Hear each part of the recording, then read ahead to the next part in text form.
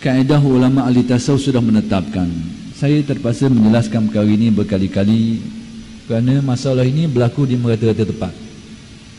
Masalah disiplin yang ditetapkan di dalam kaedah ilmu tasawuf, bahawa seseorang itu perlu berguru untuk mempelajari tasawuf yang khusus, menyelami alam ma'rifat secara khusus, perlu bahkan wajib dia berguru. Ini disiplin yang ditetapkan di dalam pengajian ilmu tasawuf. Tapi kedengaran sesetengah pihak yang tidak mahu menerima hakikat ini, lalu membuat fatwa sendiri, boleh tanpa berguru menyelami alam ini. Inilah yang ingin saya jelaskan. Lalu bagaimana? Merujuk kepada ayat-ayat Al-Quran dan hadis-hadis Nabi SAW, ternyata saranan supaya berguru itu jelas. Nabi sendiri pun semacam boleh dikatakan ada malaikat yang memberikan pelajaran kepadanya. Sekalipun Nabi itu diajarkan langsung oleh Allah, maka dari sudut tertentu ada malaikat yang mengatur, yang menguruskan, yang memberikan pelajarannya. Dalam peristiwa Isra Mi'raj, Nabi bersama dengan Jibril alaihissalam. Seolahnya Jibril itu menjadi guru yang mengajarkan Nabi, menjelaskan hal-hal yang berlaku dalam sepanjang perjalanan Mi'raj Nabi SAW. Jadi banyak ayat-ayat Al-Quran yang menjurus ke situ. Wattabi' sabila man anaba ilayya. Ikutilah jalan orang-orang yang sudah pun kembali kepadaku. Kita disuruh ikut orang yang sudah berjaya kembali ke jalan Allah. Memang kita sudah ada Al-Quran, sudah ada hadis, tapi untuk memahami keilmuan Al-Quran dan hadis itu perlu kepada orang-orang yang berkepakaran. Perlu kepada orang yang berkepakaran. Jadi dapat saya simpulkan bahawa para ulama ahli tasawuf setelah meneliti dalil-dalil Al-Quran dan hadis, mereka membuat kesimpulan tadi, wajib berguru terutamanya dalam hal mempelajari ilmu tasawuf secara khusus. Tapi tidaklah semua perkara. Hal ini perlu kita fahami baik-baiklah. Mereka itu menjelaskan begini, kalaulah tasawuf yang kita nak tempuh itu tasawuf yang bersifat tasawuf at-taqwa, mujahadah at-taqwa, yakni usaha kita untuk melaksanakan apa yang diperintahkan oleh Allah dan meninggalkan yang dilarang, untuk melaksanakan solat, puasa dan sebagainya. Itu sebahagian daripada tuntutan tasawuf yang dinamakan, peringkat itu dinamakan sebagai mujahadah at-taqwa. Mujahadah untuk melaksanakan perintah Allah yang wajib dan meninggalkan larangan Allah yang diharamkan. Larangan-larangan yakni pengharaman perkara-perkara yang diharamkan oleh Allah Subhanahu wa taala. Untuk menempuh mujahadah ini, menurut mereka itu tidak perlu kepada berguru. Sesiapa yang dapat memahami perkara itu sudah cukup. Tapi kalau ada orang yang mengajarkan, itu lebih baik. Tapi bagi orang yang ingin menempuh satu bentuk mujahadah yang bersifat dalaman sikit, proses untuk menyucikan hati, membuang sifat-sifat yang mazmumah, menggantikannya dengan sifat-sifat yang mahmudah. Nak buang sifat lalai hati supaya timbul khusyuk, nak buang keluh kesah sehingga timbul redha, tenang, nak buang pengaruh-pengaruh nafsu sehingga hati itu tunduk, cenderung mudah untuk melaksanakan perintah Allah. Proses-proses dalaman manusia ini, proses ini dikenali di sisi mereka itu sebagai mujahadah al-istiqamah, mujahadah istiqamah, untuk membetulkan hal ehwal dalaman kita, untuk merubah dia itu, membuang sifat yang buruk kepada sifat yang baik. Mujahadah ini untuk menempuhnya mereka sangat menuntut supaya ada orang yang memimpin, atau bahasa yang mudah, ada gurunya. Tapi mereka tidak memistikan, tidak menjadi kewajipan lagi, tapi sangat dituntut. Kenapa? Kerana urusan ini agak sulit, agak payah nak membuang sifat-sifat ini. Dia seumpama terbuang yang buat sarang dalam tanah. Tengok atas tu comel dah, tak tahu rupanya dalam tu berseranggoh terbuang. Kadang-kadang boleh berlaku begitu. Jadi kita rasa kita ni comel dah, rupanya dalam beratas sekali. Jadi sukar untuk seseorang mengesan yang tersembunyi.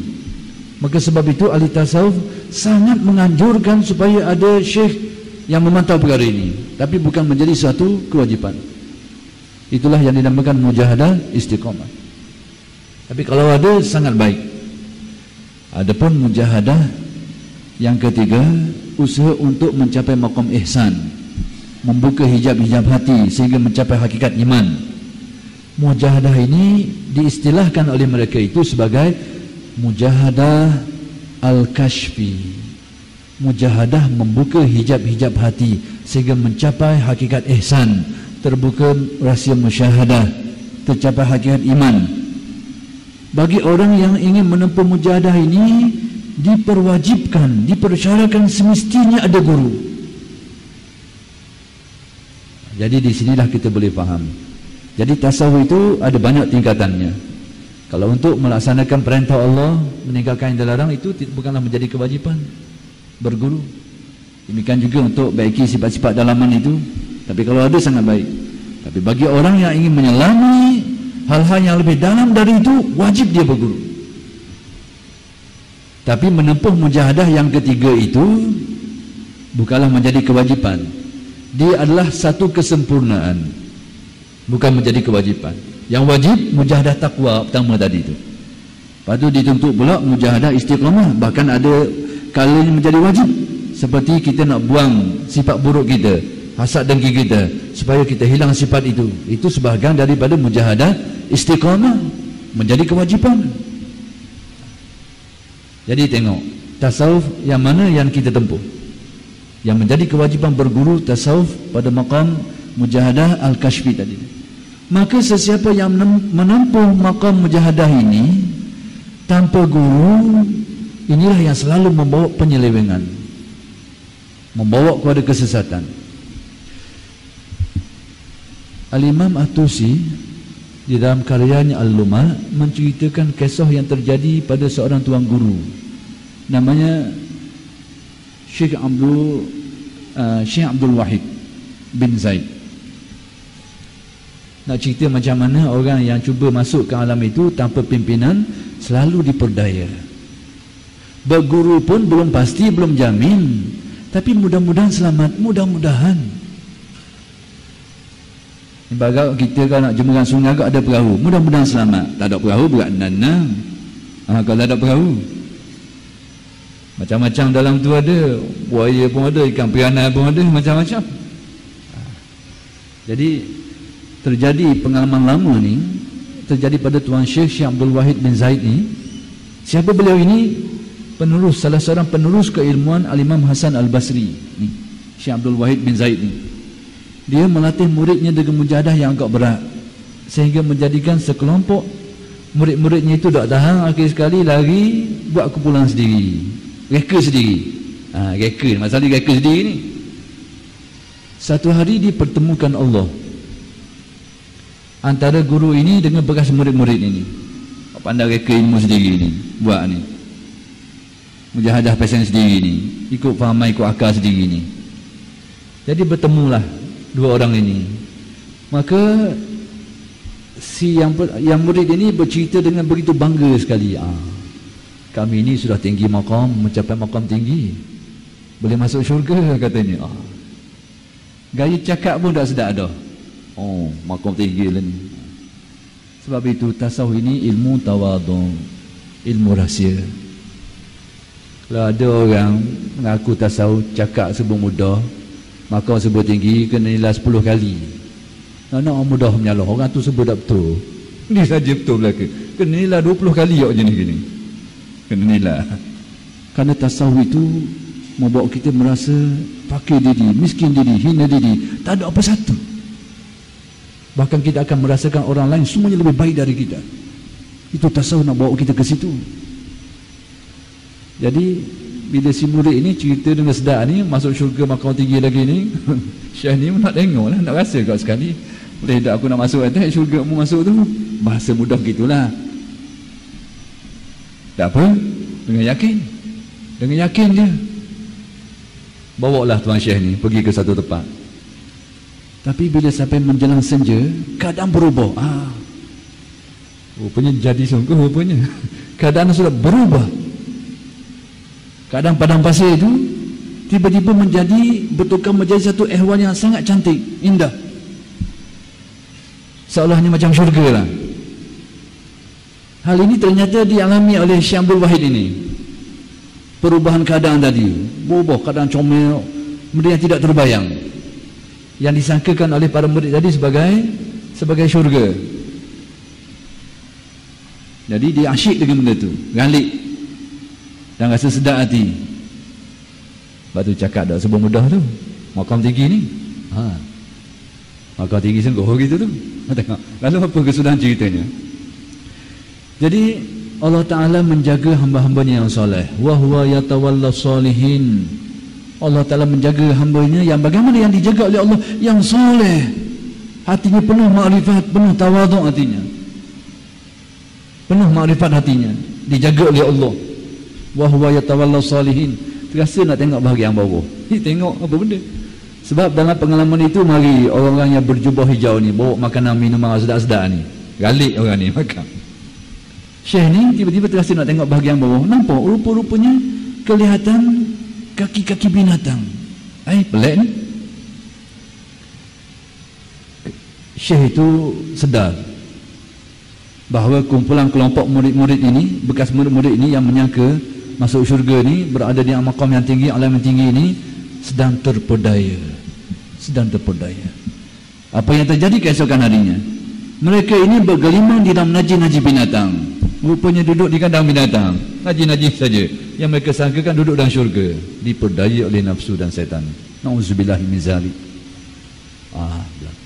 Perkara yang serupa berlaku kepada Al-Imam Junaid. Murid dia ada seorang tu, waktu baru beramal dia berzikir tu, dia rasa naik makam yang tinggi, naik ke langit.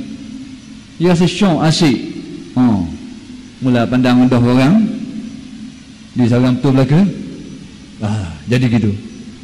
Jadi Allah Ta'ala telah membuka rahsia ini kepada Junaid dengan menerusi firasatnya. Dia datang ke rumah murid itu. Dia kata, kalau engkau mengalami lagi pengalaman ini, bacalah la hawla wa la quwata illa billah. Si murid ini, dia sangka dia betul. Betul aku ni ada. Na'udzubillahi min zalik. Dia rasa dia betul. Sehingga hampir-hampir dia tidak melaksanakan perintah gurunya. Yang guru besar, kalau kau mengalami lagi keadaan tadi, kau sebutlah la hawla wa la quwata illa billah. Dia rasa dok molek ni kata ni. Akal dia tu, dia rasa molek. Hampir-hampir dia tidak melaksanakan yang diperintahkan. Tapi barangkali nasib memihak kepadanya. Dia kata, baik juga aku uji sekali kata-kata Tuan Guru Junaid ni. Dia pun sebut la haula wala quwata illa billah. Debu hilang habis hak molek-molek alam itu. Di mana dia? Jatuh dalam jambang. Duduk dalam jambang rupanya. Masya-Allah. Ini. Jadi ahli-ahli rohani yang suka benda-benda begini ni perlu berhati-hati. Terutamanya biarlah merujuk pada tuan guru yang benar, yang jujur, yang mempunyai harta yang silsilah, yang sahih, yang bersambungan sampai ke hadirat Nabi besar Muhammad sallallahu alaihi wasallam. Jadi maksud tidak berguru di sini dengan arti dia dapat ilmu hikmat itu tanpa mesti belajar. Bukan seolahnya tasawuf mengatakan tidak payah berguru. Jangan salah faham. Bagaimana kenyataannya para ulama? Ulama ahli tasawuf yang membuat kenyataan seperti tadi, mereka sendiri macam mana? Yang katakan wajib berguru ni, mereka sendiri tuan-tuan kajilah sejarah hidup mereka itu. Tuan-tuan cari seorang je ulama ahli tasawuf yang disenarai sebagai ahli tasawuf. Ingat tu, yang disenarai sebagai ahli tasawuf yang muktabar, yang diakui sebagai seorang sufi ahli tasawuf. Cari seorang je orang yang mengaji sendiri tak ada guru, cari seorang kalau ada. Termasuk Al-Ghazali. Cuma ada orang dibaca kisah tu, mula dia faham, mula buat tafsiran sikit lah. Dia kata Ghazali pun tak berguru. Saya faham maksudnya tu. Dia baca kitab Syekh Abdul Halim Mahmud ketika syarah Al-Munqiz min ad-Dalal, Qadiyat at-Tasawuf Al-Munqiz min ad-Dalal, kisah sejarah Al-Ghazali yang ditulis oleh Ismail Al-Farisi. Dia kata, memang Ghazali kata satu ketika dia pernah belajar dengan Abu Ali Al-Farmadi. Abu Ali Farmadi ini mengajarkan kepada beliau kekunci tarekat, tapi ternyata Imam Ghazali semacam belum mencapai maksudnya, tapi dia berguru. Kita perlu faham. Saya kata orang yang menjelaskan peristiwa ini lalu membuat kenyataan Ghazali sendiri pun sampai ke makam itu tidak berguru, tidak tepat, tidak betul. Kenapa? Dia tak faham disiplin ilmu tasawuf. Satu. Yang kedua, dia baca waktu sutir je, dia tak baca kitab-kitab lain. Tak masalah saya detail sikit hari ni. Kalau bab-bab ilmiah ni terpaksa saya detail sikit lah. Kalau tidak kita main gaya kapung je, tak payah jemput kitab-kitab pun. Jadi saya jelaskan sikit lah. Nanti saya akan sambung kenyataan ini pada minggu-minggu akan datang lagi lah. Cuma nak beritahu bahawa saya tidak setuju dengan kenyataan tadi itu. Atas dasar pertama sekali Al-Imam Al-Ghazali ini dalam kitab-kitab yang lain dia menyatakan wajib berguru. Dia sendiri menyatakan dalam Ihya, dalam Khulasah At-Tasanif fi Tasawuf, dia sendiri menyatakan wajib berguru dalam tasawuf ni secara khusus ni. Jadi kalau orang kata Ghazali sendiri sampai maka tu tak berguru, sangat jauh, berlawang terus dengan apa yang disebut.